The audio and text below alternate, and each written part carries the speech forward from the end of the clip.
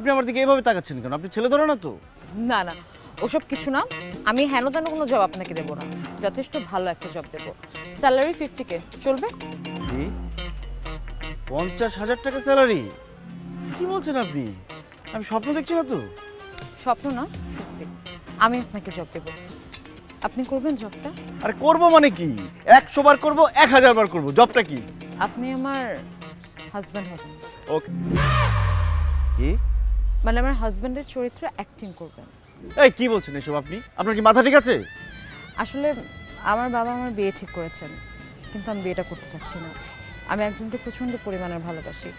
আমার বয়ফ্রেন্ড অস্ট্রেলিয়াতে থাকে, ওর দেশে আসতে আসতে 6 মাসের মতো সময় লাগবে।